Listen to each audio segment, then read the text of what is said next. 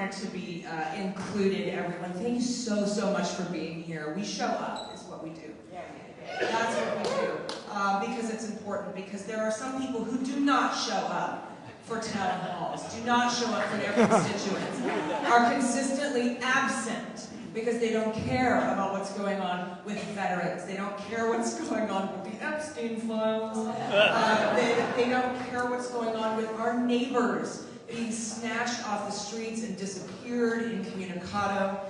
And it's terrifying that we have to, that they want to impose that fear, and that they want us to live in fear, and we refuse to do that, and just showing up as an act of resistance. So thank you so much for being here.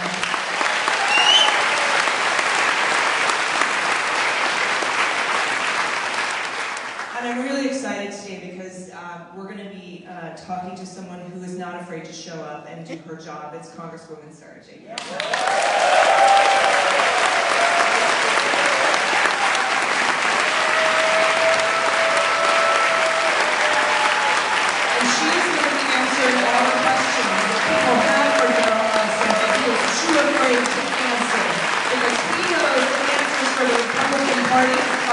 Wildly unpopular. I mean, wildly unpopular. So please join me on stage, Sara Jacobs, Congresswoman.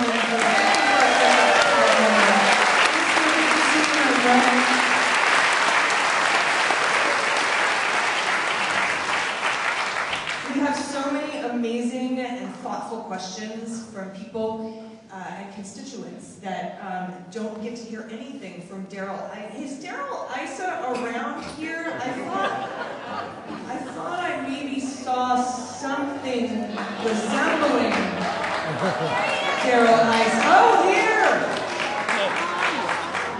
He's back. Remember from our first Darrell Issa empty chair town hall? Please, no, come up, have a seat.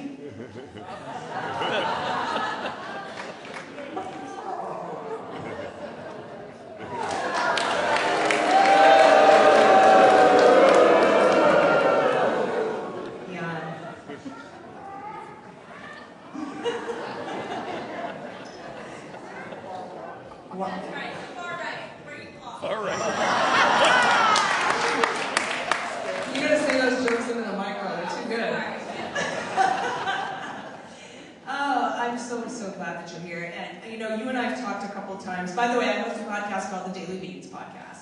It's news with swearing, so that you can get through what's going on. And Congresswoman Sara Jacobs has done me the honor of appearing on my podcast a few times to talk about a lot of the issues that constituents are concerned about. And I want to start first, Sara, with a question, and I think this will kick it off really well, from Donna in Escondido, who says, why are the Republicans undermining democracy and allowing the executive branch to bully Congress and the judiciary? What is this, kind of conglomeration of power at the top of the executive branch? And why do they do that, and what are Democrats doing to combat it? Yeah. Well, thank you for the question. Hi, you guys. I'm so happy to be here with you all.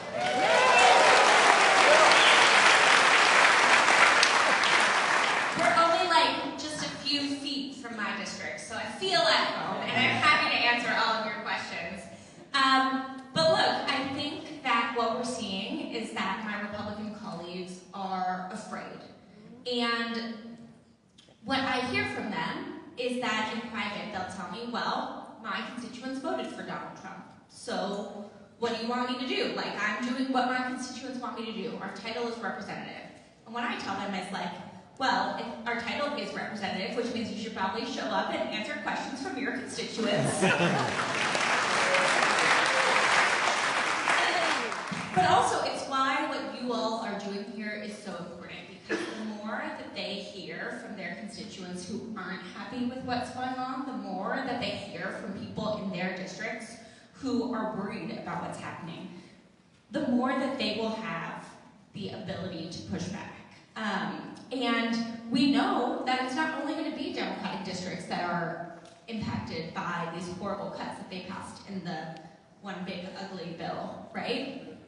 Actually, 1 in 4 San Diegans rely on Medicaid to get their health care, And we know that in rural areas, which is the majority of the 48th district, they're going to be hit hardest, right? Because rural clinics are going to be the ones who are going to have to shut down when they don't get Medicaid reimbursements. Rural folks are the ones who aren't going to be able to go to Planned Parenthood to access the only place that they can get cervical cancer screenings because of this one big beautiful bill and their defunding of Planned Parenthood, right? Like, my district is going to be impacted, but this district is going to be impacted too. And that's what we need to keep reminding my colleagues, including Darrell, because right now they feel like the only people they hear from are people who agree with the president. And so you guys are so important in what you're doing, because I truly believe that if they start hearing more from their constituents about who aren't happy with what's happening, we're gonna start to see change. And look, how many of you, show of hands, how many of you are feeling like a little bit helpless, hopeless, overwhelmed, frustrated, angry? More synonyms, give me more synonyms. Yeah, all of that. Here's the thing though, they want us to feel that way.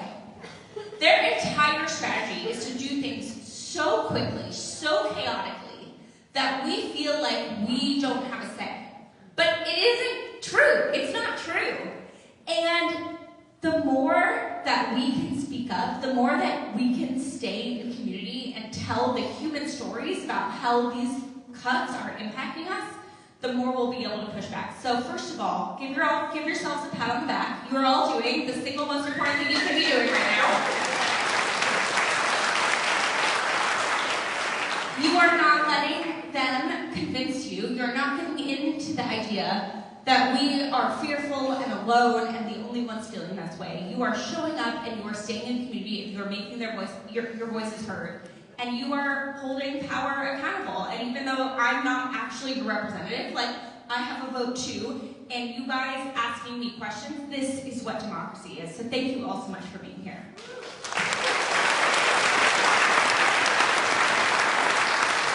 I just wanted to touch on something that you said that really stood out to me, and I think is really important, is that when why are you not showing up, or why are you doing these particular things in Congress, they say, oh, well, Trump, they voted for Trump and I represent them. But Trump lied to them. Trump, for example, said, I'm only going to go after the murderers and criminals. And he is raiding workplaces and churches and schools. And I think that it's important to kind of bring to light the fact that, no, you aren't representing what the people want, because the people didn't actually vote for this. They were lied to. And I think lying to get elected is, beyond the pale.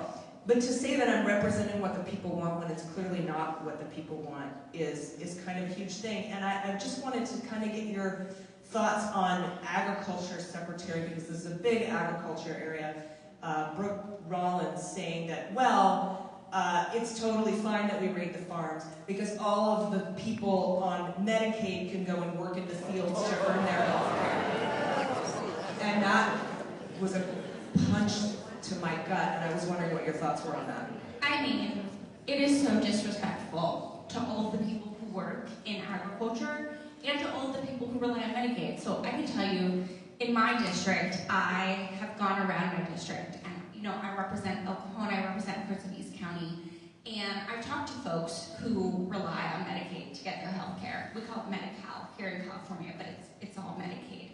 And I talked to 2-year-old Cesar, who has short gut syndrome and a number of other conditions, and has 28 to 30 medical appointments a year, and Medicaid is the only way he can get his health care. Now, Cesar and his family are not going to be working in the fields. They are just trying to get by with their special needs child.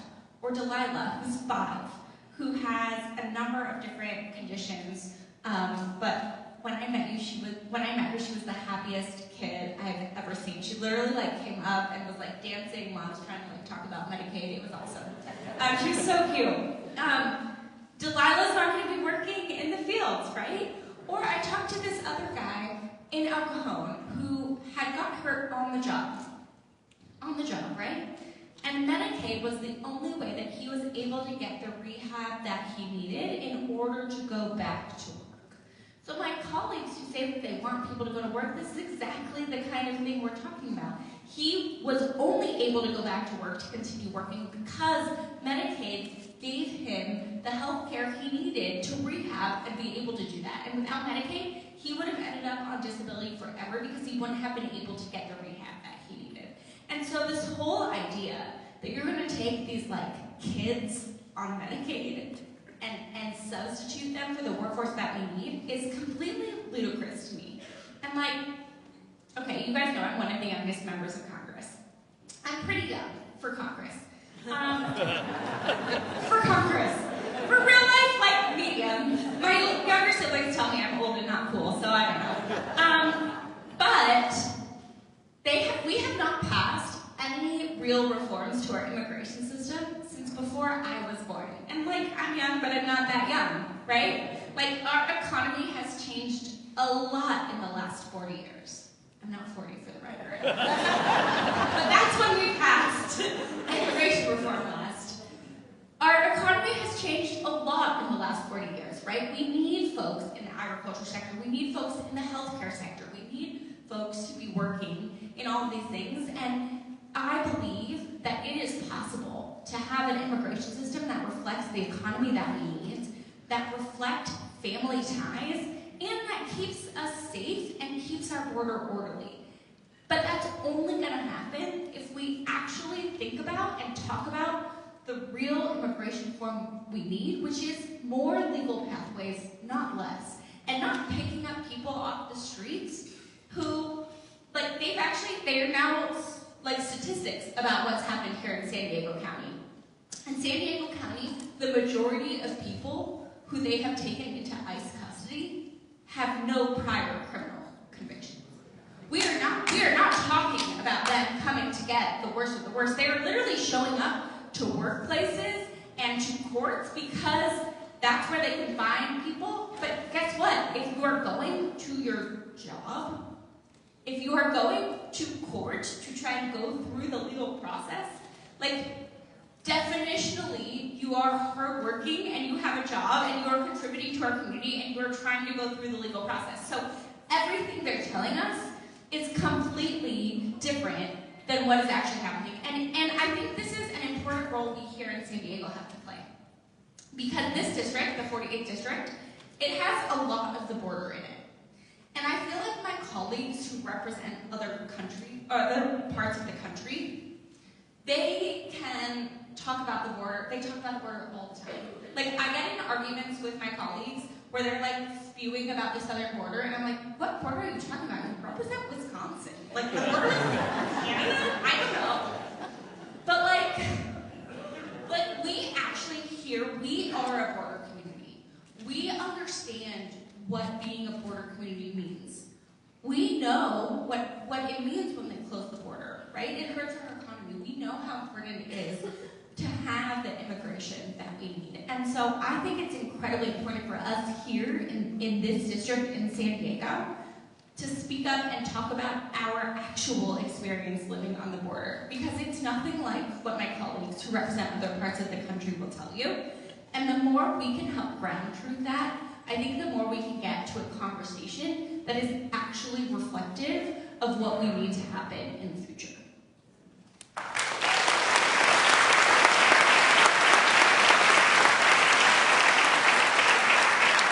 I love that you're talking about what we can do as individuals, because that segues into the next group of questions. There are several people, Debbie from Escondido, Judy from Murrieta, Susie from Encinitas, who want to know what the most impactful thing citizens can do to change what's happening in DC from outside of DC.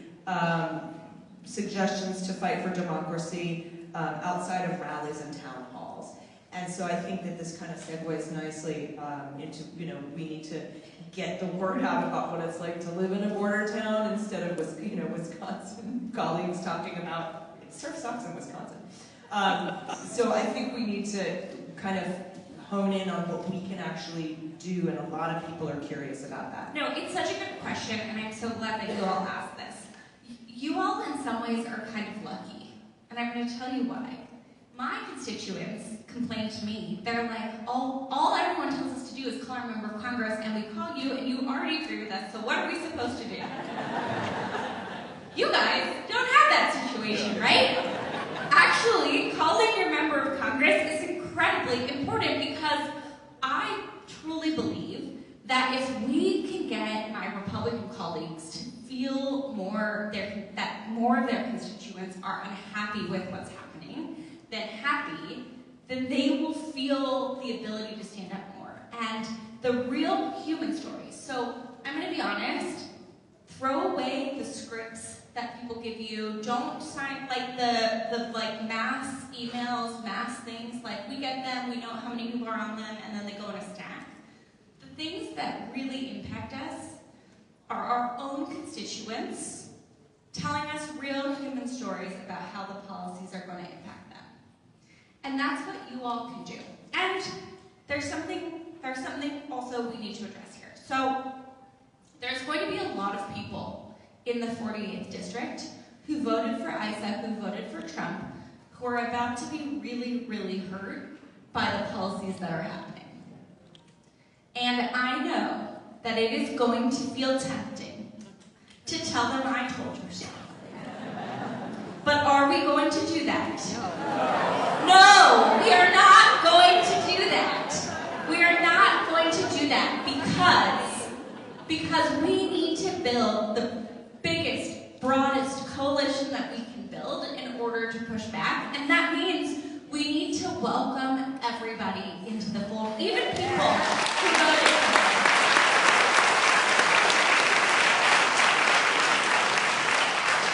And listen, guys, listen. I know it's not easy. Marjorie Taylor Greene is my colleague, okay? I know it's not easy. All right, I have to work with her. It's not easy. But we have to focus on what's effective. And what's effective is not telling people I told you so. And honestly, what's effective is also not just arguing with people, because research shows that when you argue with people, they harden their position, because all they're doing is spending their time thinking about how they're going to respond to you. What's effective is real human stories and real face-to-face contact. And that is also the best way to push through the mis and disinformation that we see, because trusted messengers, people that actually know, all of you, talking to your friends and neighbors, that's how we break through the noise. And so I know it's hard. Listen, I want to yell at them too, okay? But take a breath, welcome them into the fold, talk about the real human impacts that we're seeing, particularly things that are really personal to you, because that's how we're going to build the coalition we need. Because look, I'm just going to get ahead of what I'm sure is one of your questions, which is like, why aren't we doing more in Congress? Yeah, probably one of your questions. Yeah, that's on. I'm seeing a lot of heads shaking. Okay, listen, I get this question all the time. I'm as frustrated as you are. But here's the thing, we are in the triple minority. We don't have subpoena power. We don't have the power to call hearings. We don't have the power to call investigations. We can't control what bills come to the floor. We don't control the floor. And we don't have standing to sue, even though it's our laws in Congress that are being broken. So while I also feel annoyed when people tell me the answer is winning the House in 2026, the answer is kind of winning the House in 2026. Because winning the House means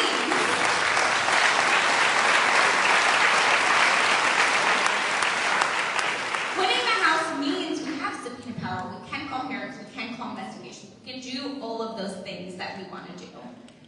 And a big part of winning the House is building that coalition, is bringing people back into the fold who felt like maybe we didn't speak for them or speak to them before, who felt like maybe in the last election that things were so bad, that the status quo was so bad, that like they didn't agree with everything Trump was saying, but at least it was something different. And now we need to bring them back into the fold. We need to make them understand that what's happening now is because of the Republicans in Congress, and that they have the power to change it by changing who they vote for. And that's where all of you come in, because It's not going to be me. Like, many of you follow me on Instagram, on all my social medias. Like, I'm trying to communicate as much as I can, but it's not going to be any one person. And those of us in Congress are not going to fix this. It's going to take all of us. There is no savior. There is no wizard behind a curtain we're just going to like magically find the next Obama and he's going to like come and do everything for us. Like, we tried that. I love Obama. I worked for him. But like, it didn't work, right? We voted for him. He won. And like, that's not how democracy works. It's not about one person. It's about all of us continuously doing our job and building community and bringing people into the fold. And that's where all of you come in. So that's what you can do, in addition to making sure that Darrell Issa hears from you.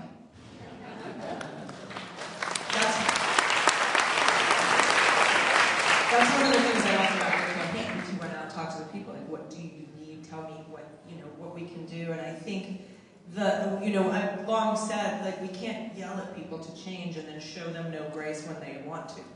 And I remember seeing Professor Jelani Cobb on Chris Hayes, and he talked about the Fugitive Slave Act back during the Civil War, and that all of these people from both sides of the aisle were very upset that their neighbors were that people were coming to snatch their neighbors, because he said the fundamental unit in our civic society is the neighbor. And so his students always asked him, oh, was it the abolitionists that were mad? And he's like, no, it was everybody, and everyone came together. And so that's what I loved about your campaign, what I loved, about the idea that we have to build that coalition. So thank you so much for that answer. Also, we have a question from, that's the one that you just covered. This is a question I asked you on the podcast. This is from Joy in San Diego. What gives? Why are the Republicans, like your Republican colleagues, what do they say privately? Are they afraid of retribution from Donald Trump? Or do they really truly believe in these insane policies? It's a real mix. It's a real mix, I'll be honest with you. Like, there are some who you see on TV that are just as crazy as they seem when the cameras are off. And there are some that as soon as the cameras are off, like, are positively normal, as long as you didn't know what they just said on TV, right? It's a real mix. And I've had a number of my Republican colleagues tell me, oh yeah, I'm so unhappy with what's going on, I know it's wrong, I have, this red line or this red line. Well, the fact of the matter is, many of these red lines have come and gone, and they have not been willing to say anything publicly. And, there's a lot of reasons for that. I do think one of the reasons, though, is that they really believe that they are representing their constituents who, by and large, voted for Trump. And so, the more they hear from folks like you, who are unhappy with what's going on, I think the more we can shift that calculus for them. Thank you for that. This next question, this comes from Carl in Escondido. What are you, California Congress and Democratic Party, doing to ensure fair midterm elections?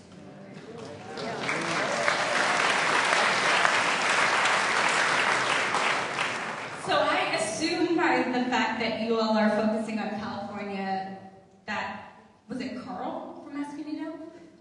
Yes. Carl, you might be referencing the fact that we're seeing this week Donald Trump mandate Texas Republicans to do a mid-century redistricting because they know that their agenda is so unpopular that they have to cheat to be able to win. Can you imagine knowing what you're doing is so unpopular that you're literally like admitting it by being like, yeah, we have to cheat to be able to win?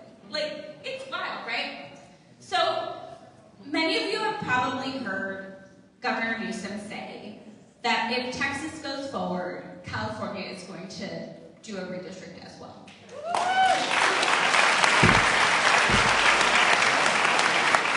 And all of the House Democrats from California have gone together and we've agreed with this. Look, we don't want to do it. Like, the voters passed an independent redistricting commission, but we can't unilaterally disarm. And if Texas decides to try and get 5 more Republican seats by gerrymandering, then we're going to have to do the same here in California.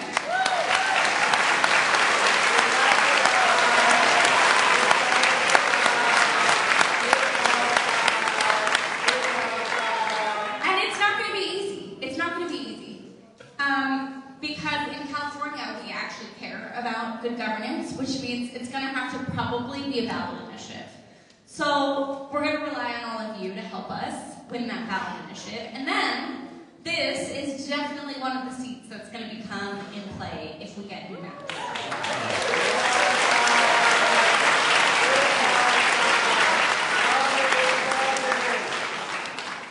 And so we're ready. We don't want to do it. We want Texas to stop. We want everyone to have fair maps. But we're not going to unilaterally disarm, and we're not going to accept that they get to gerrymander and we don't get to, and that they get to play by one set of rules and we play by another. And so we're waiting to see what happens.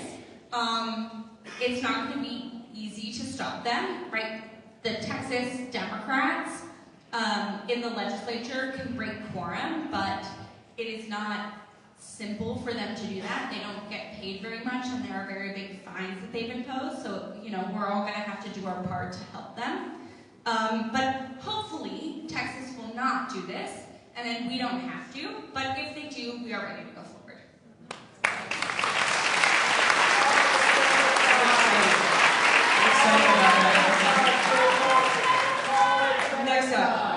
Next up, we will have a question about Palestine. It's coming up in the notes. But this question here comes from... You're in the wrong area. You're in Palestine. This is Escondido. Comes from Lou in Vista. And Lou wants to know what city, it's a community question, what city and county programs will protect and support two-spirit, trans, intersex, and gender-expansive individuals from discrimination and violence, given the ongoing onslaught against the trans community? So many of you probably know that my youngest sibling is trans and my middle sibling is gender nonconforming. So these issues are deeply, deeply personal to me, as I know they are for many of you. And I actually co-chair the Trans Equality Task Force in Congress. And what we're seeing out of Washington, D.C. from my colleagues in Congress from the White House is horrible. And we know that there are already more instances of LGBTQ+ kids harming themselves and having mental health issues because of what we're seeing. And I can tell you, my brother is fine and happy now, but in the first Trump administration, he was really impacted by the rhetoric coming out of the White House. It really affected him. And I know personally, from my own family, how much of a difference it makes for people to be able to live as their true, authentic selves. And so, I'll be honest, I represent us at the federal level. I don't know all of the city and county programs. We can help connect you to the city and county folks to tell you what they're doing. But I am fighting every single day to push back on the horrible anti-trans legislation that we're seeing my colleagues put forward.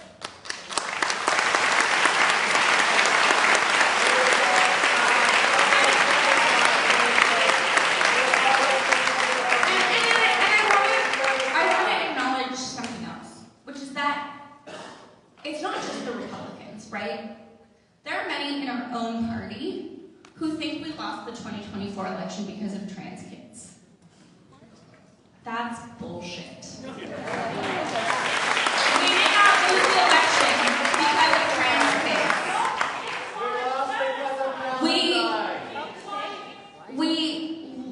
We lost, everyone has heard about that ad, Kamala was for they, them, I'm for you, right? And that's everyone's proof point about how this issue is so bad for us. Well, to me, we learned the wrong lesson from that ad. The lesson from that ad was not the Kamala was for they, them part. It was that people didn't believe that we were for you.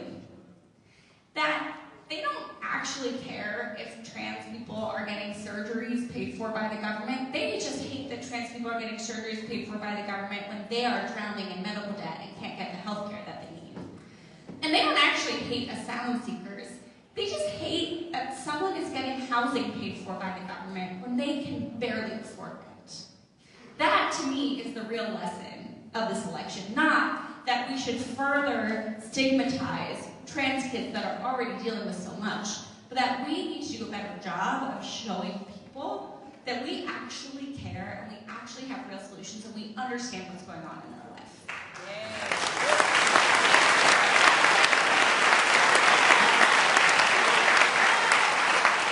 All right, this question is from Lori in San Diego.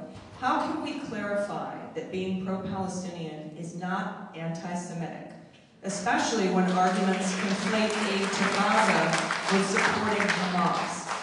Also, please discuss the Block the Bombs Act. So many of you probably know I'm Jewish. I'm actually the youngest Jewish member of Congress. And so this is an issue I think about a lot. Because a lot of what we're seeing is being done in our name, both here at home and in Gaza and the West Bank. I feel very strongly that it is important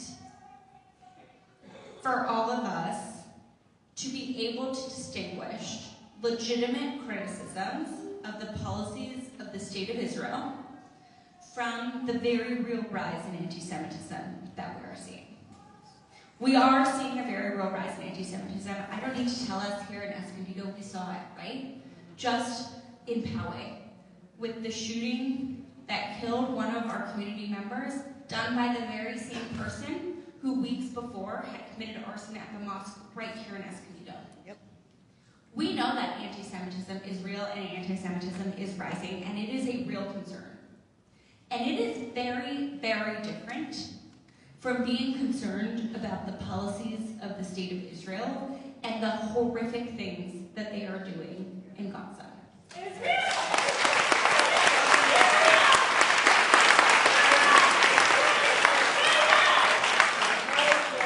So I, as the youngest Jewish member of Congress, have tried to speak out as much as I can about this. And I've introduced legislation called the Block the Bombs Act. And what the Block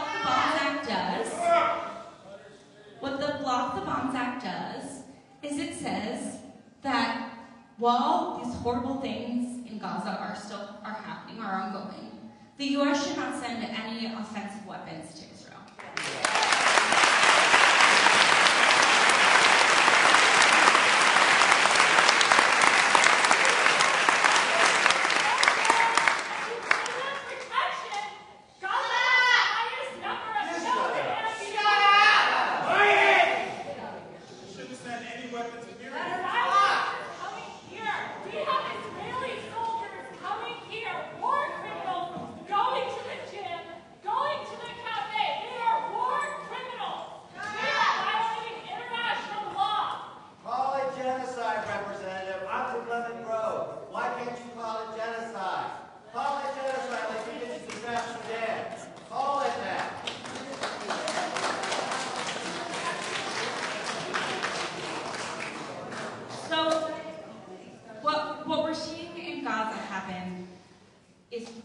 It is horrible. We're seeing kids dying. We are seeing the intentional deprivation of aid, which is illegal under both international law and U.S. law.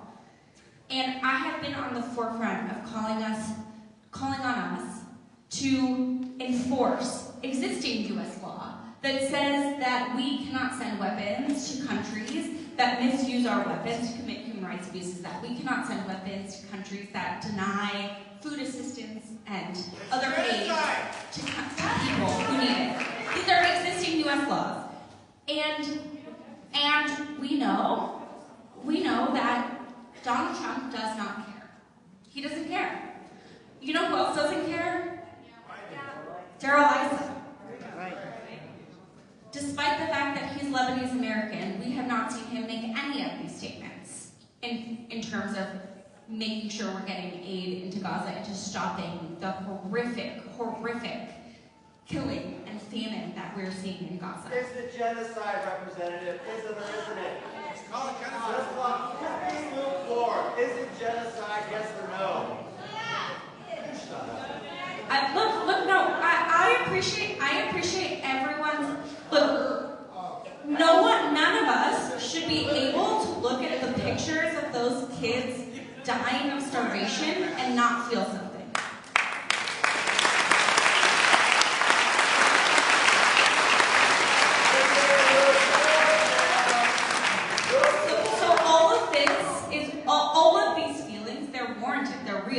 right? Like, what we're seeing is horrific. Genocide is a technical legal determination that I think like is a different conversation. Genocide! The experts call it genocide! Everybody? You represent Guys? you know. I can all tell you here with you. Genocide, Sarah! That's what it is! And you don't have the guts to call it that! Quit being lukewarm! Lukewarm! Thank you. Guys,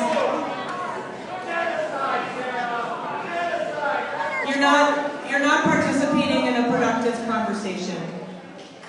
We really need to start.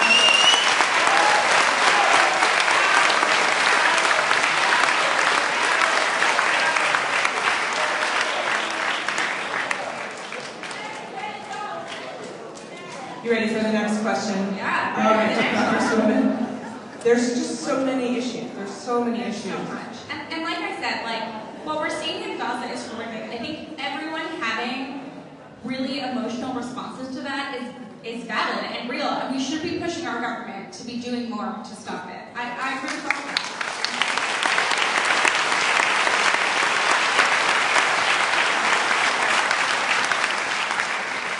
This is an interesting question from Thomas in Temecula, and it's a very good one as well. Why are taxes being cut for billionaires when the budget deficit and debt are increasing, which seems fiscally backwards?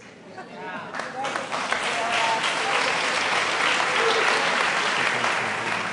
right, you guys know, because I've seen you guys around for the last 90 years. My Republican colleagues like to call themselves the party of fiscal responsibility, right? Like, that's their thing. They're like, Democrats just spend money. We're the party of fiscal responsibility. All right, we're never letting them say that again. Yeah? Agreed? Because they have added $4.5 trillion to the deficit in order to give tax cuts to people who do not need tax cuts. And they are cutting millions of people out of their health care, cutting millions of people out of the food assistance that they need, all to pay for, not even really pay for, these tax cuts for billionaires and big corporations. Not only that, this bill, it actually gives ICE and Department of Homeland Security more money than the Marine Corps. More money than the military in Germany. Okay? This is what we're talking about, what they're spending money on. Now, many of you know, I come from a family that has been incredibly lucky, and I am so grateful to everything this country and San Diego has done for my family. And I think that families like mine should be taxed more. Yes.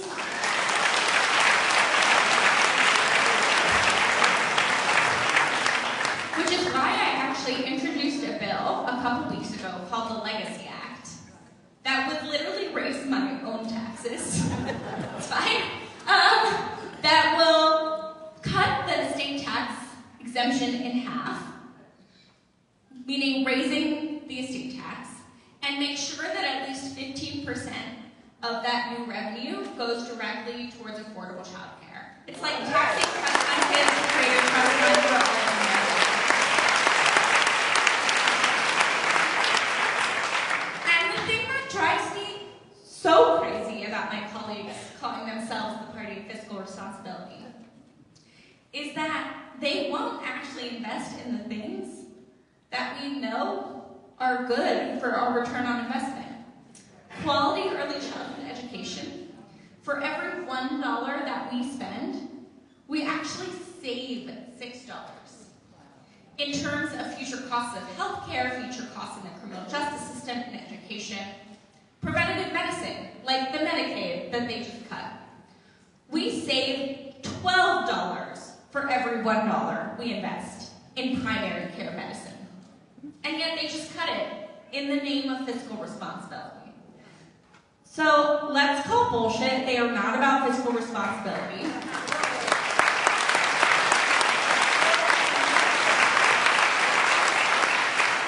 They're about giving tax breaks and protecting their billionaire donors and friends at the expense of all the rest of us. And that's true with this one big ugly bill they passed. And it's true with how they're hiding the Epstein files and literally canceling Congress so that we can't see them. And it's true of every single thing they're doing that refuses to hold accountable the people who need to be held accountable and instead makes the rest of us pay for all of this. That's what my Republican colleagues are doing.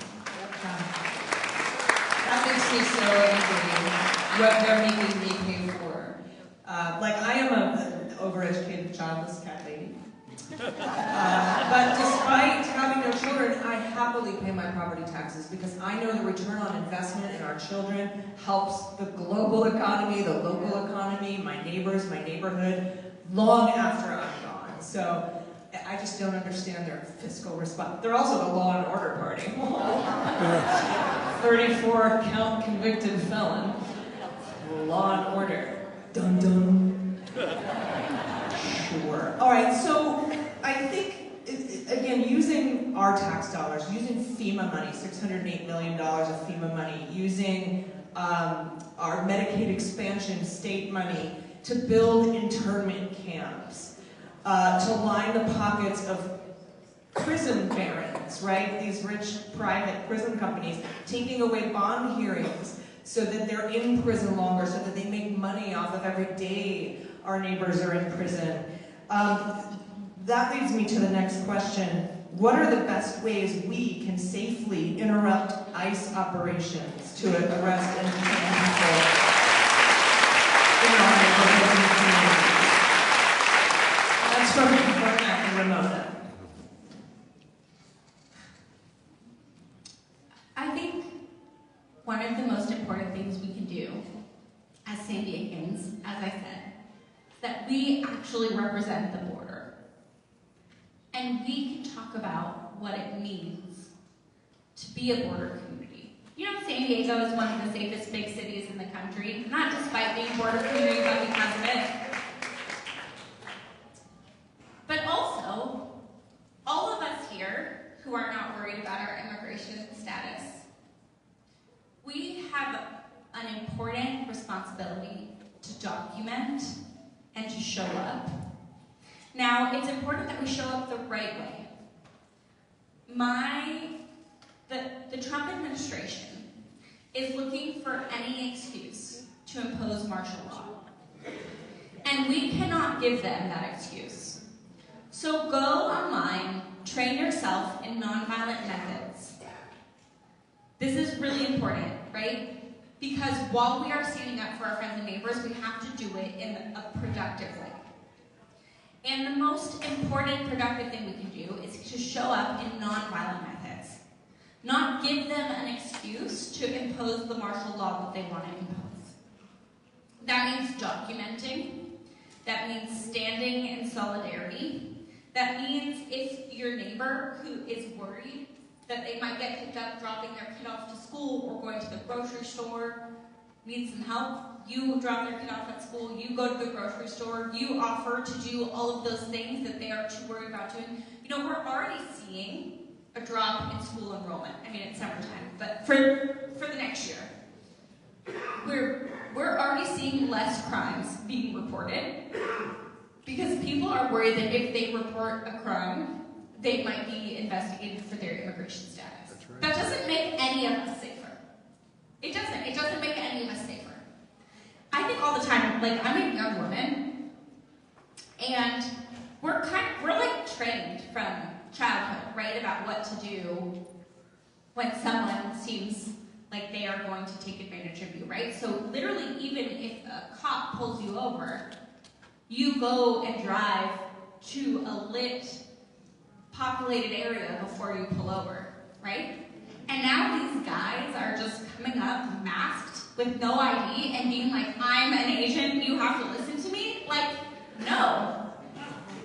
So So we're doing what we can in Congress to try and get them to not wear masks, to show their ID, to make sure that they know that we're watching, right? I know sometimes it can feel like oversight isn't enough because we can't stop things, but we know, we do actually know that when they know that we're watching, when they know that we are asking questions, that literally they're gonna get a call from me every time something shows up, and if someone sends me a video, it changes their behavior. They don't like hearing from me. I know you're shocked to hear that.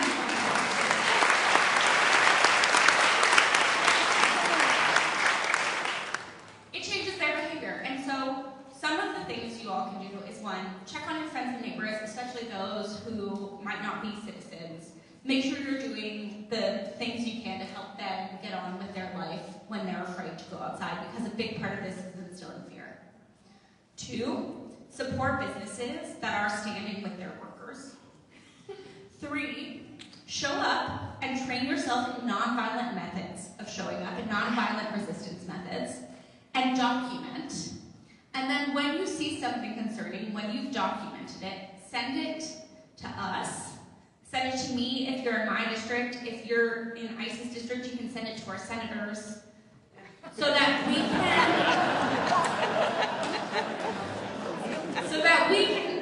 ask questions, and we can continue holding them accountable and making sure that they know that when we win the House in 2026, right?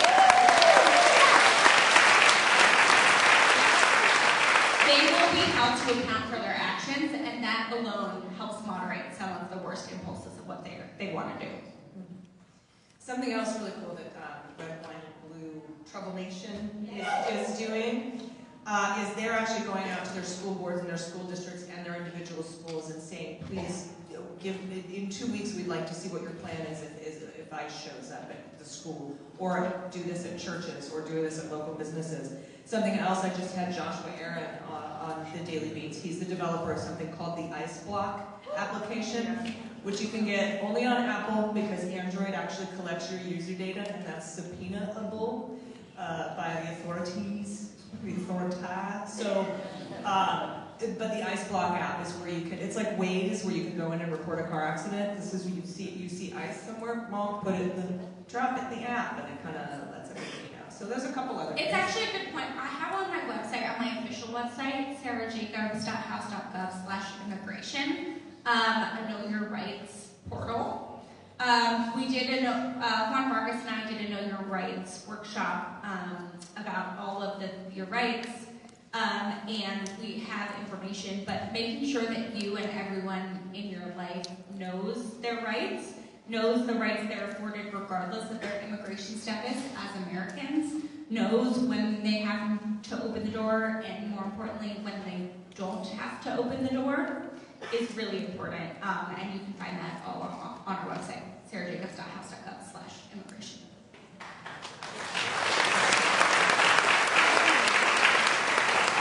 And along those same lines from Sue in Oceanside, what can we do to help get immigrants out of inhumane detention centers where people are at risk of dying?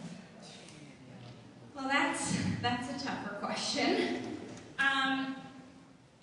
You guys know me. I'm not gonna sugarcoat things for you. Things are really bad, and I wish I could solve every problem and tell you this is how we can protect every person.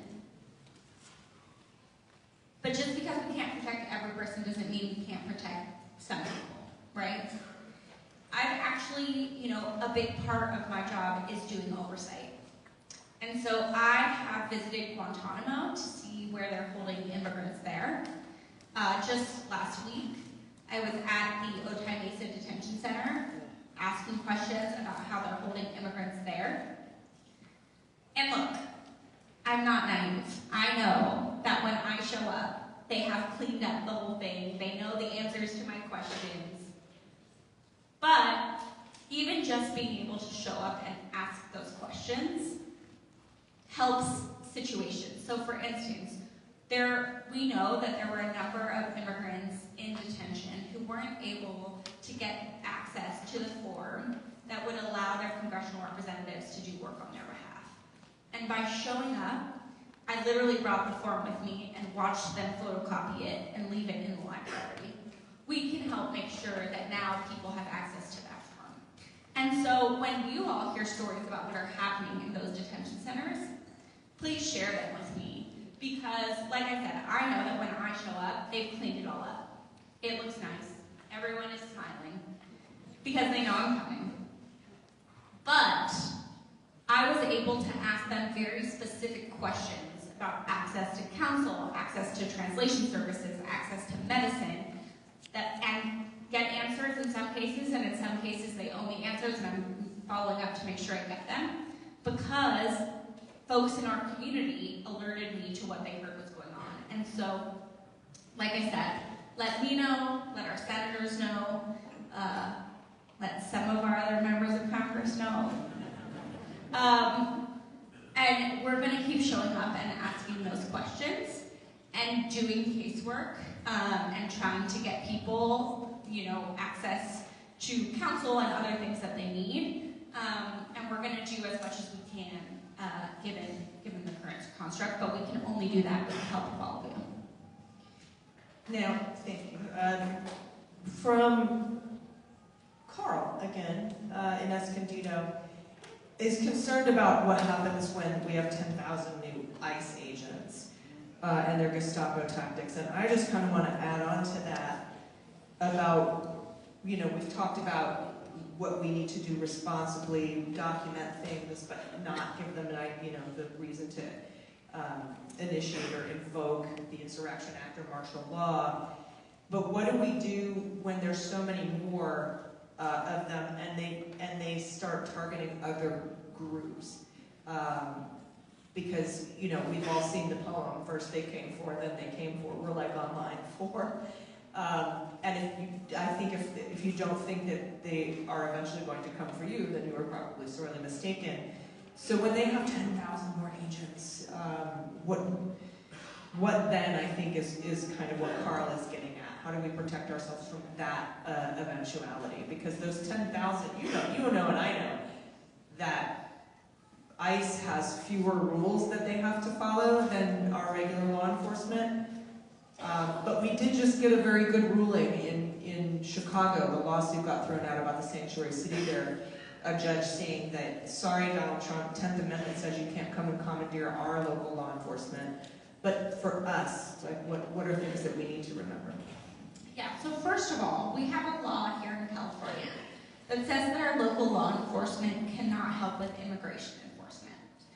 So if you believe that our sheriff, local PD is doing that, report it. You can report it to your city council or mayor. You can report it to the state attorney general's office because there is a state law prohibiting that, and they are not supposed to be able to do that. Next,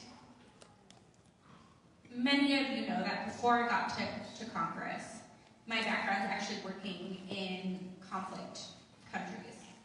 Post-conflict transitions, post-coup transitions, international conflict resolution. So I've looked at how this works in other countries. And in other countries that are experiencing periods of democratic backsliding, like we are experiencing here in the United States, if they are able to put together a broad-based pro-democracy movement, small d democracy, pro-democracy movement, they actually have a better than even chance of having a better democracy on the other side. And so, I'm not kidding when I say go online and learn nonviolent tactics for responding. Go read about what other countries are doing. Stay tuned, but we're going to try and put on something this summer that's going to help teach you some of these things too. But we actually know what to do. We know how to respond. Now we just need to come together and do it. And that's going to be true with immigration. It's going to be true with a number of these other issues. That we need to focus on these proven, nonviolent methods of responding. And we can get a better democracy on the other side. Not like back to the old democracy so like a better democracy on the other side.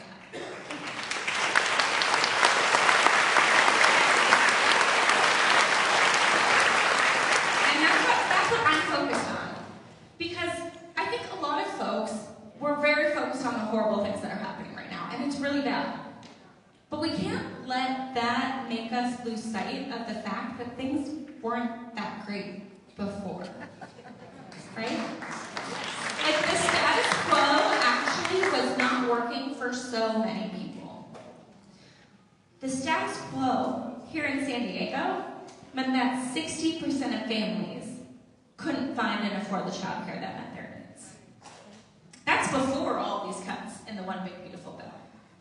The status quo meant, like, it is virtually impossible to buy a home in San Diego County. I don't need to tell you all that.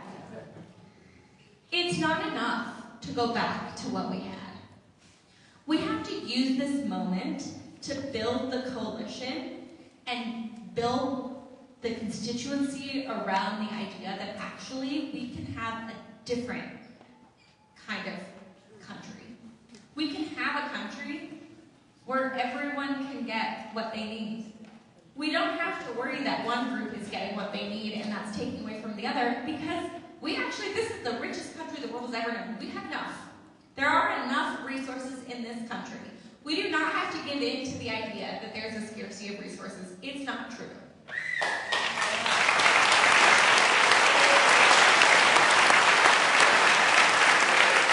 Now, we need the political will to tax those resources. And then we need really good ideas about how we spend those resources to actually get people what they need and to build the country that we want for the future. And so we need to stand up to the bad things that are happening, and we need to stay focused on that North Star of the better democracy we want on the other side. And just one final question. And after this question, I want to invite all of you to like smush into the middle and hold up your signs and make a bunch of noise, because we're going to take some like selfies with everybody being awesome for the things and the interwebs that I'm too old to understand. So, and I love that idea because, you know, there's such an opportunity. Like, in 2024, we're like, no, don't elect Donald Trump. He's going to burn everything down. He's going to burn everything down. Well, now he's here and he's burning everything down, and we have an opportunity to build something more amazing. So, I think that that's really good. So, let me get to this final question. We've already addressed that, sir. White children starving, would you be mad? We've already addressed that, sir. We have. If there were white children starving, So, here is the final question from Tom in Temecula. And this is from an insider's perspective in Congress. Not what the cloakroom is like, but what is Congress's biggest future need from us? What do you need from... Sir, we've answered that. It's inhumane, it's awful, the starving needs to end and the aid needs to get in, and we support that. Yes, we would call them human. Thank you. I'm heartbroken by what's happening in Gaza. Yes. Stop the starvation.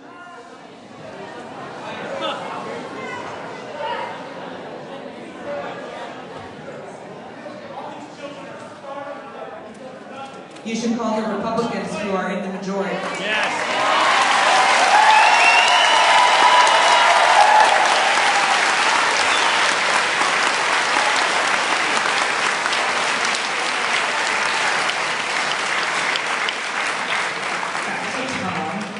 He wants to know, from an insider's perspective, insider in Congress, what is your biggest future need in Congress? What areas require more voter and citizen engagement? In other words, what do you need from us?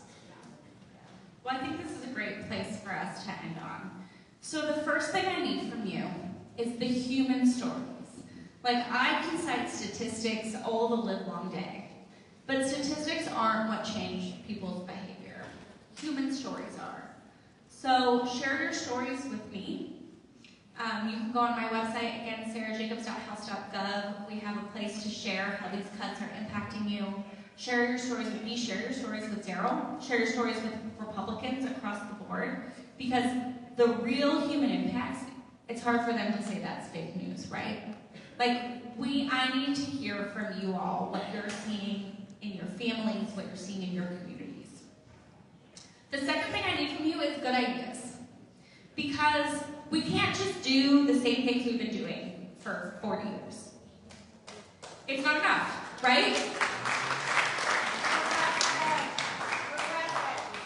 So how can we do things differently in terms of reaching out to your friends and neighbors and community members?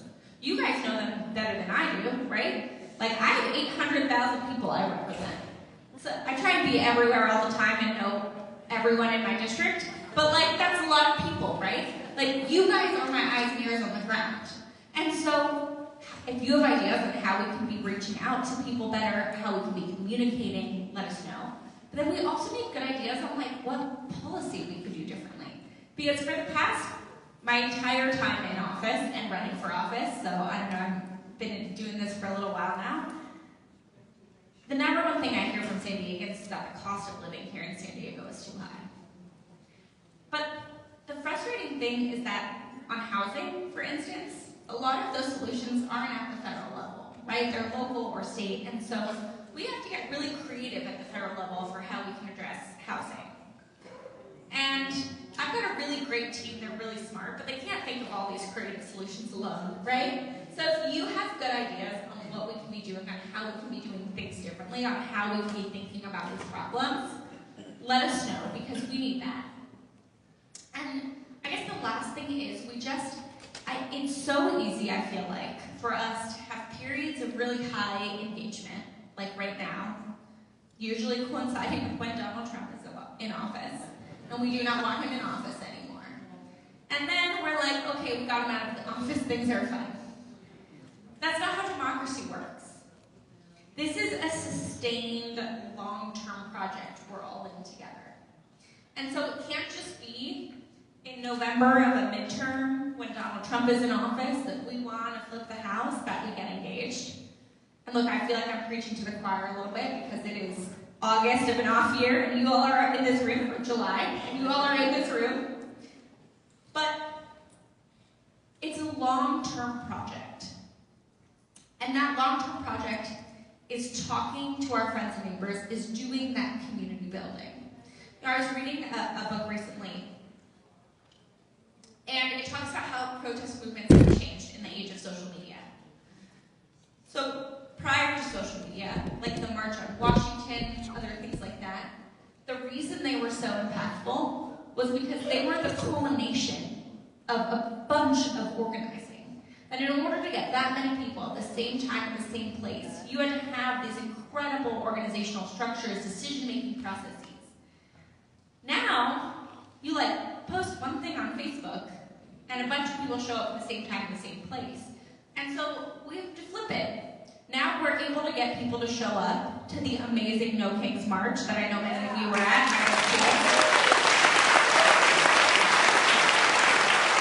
We can get people to show up to these things. Now, how do we build that deep community organizing from that?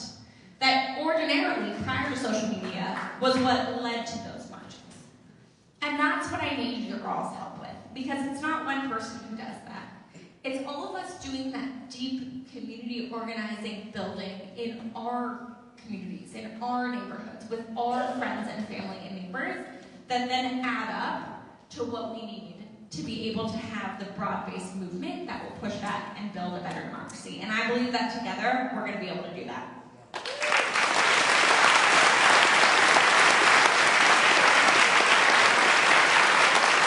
Congresswoman, it's so wonderful to be able to talk to you, and it's truly always an honor. Thank you so much for being here today, because we know who was too chicken to show up.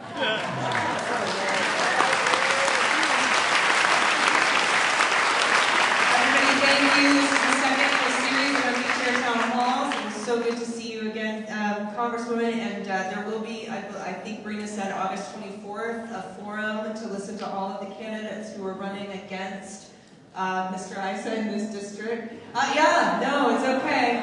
Chill.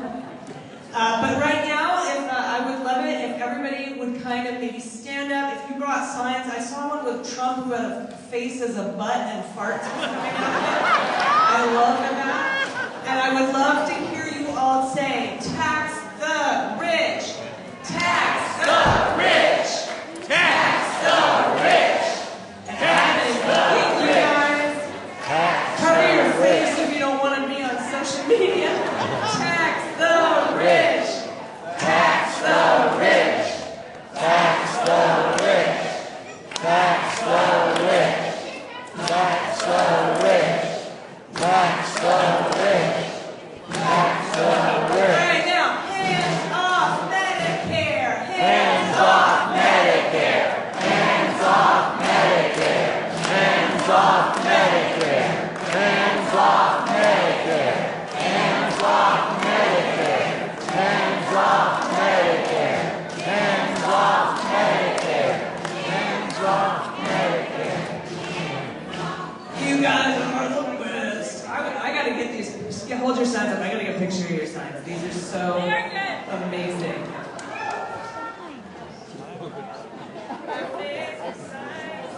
We should have like a sign competition.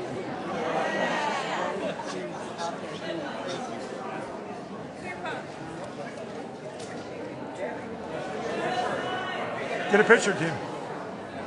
Oh, yes.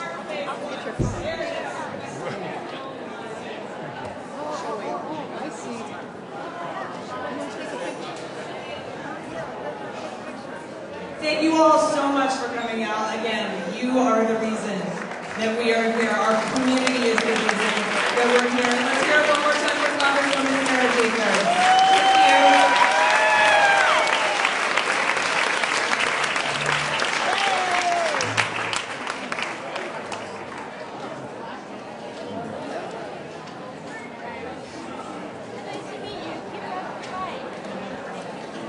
I've been doing this. Go to the protest.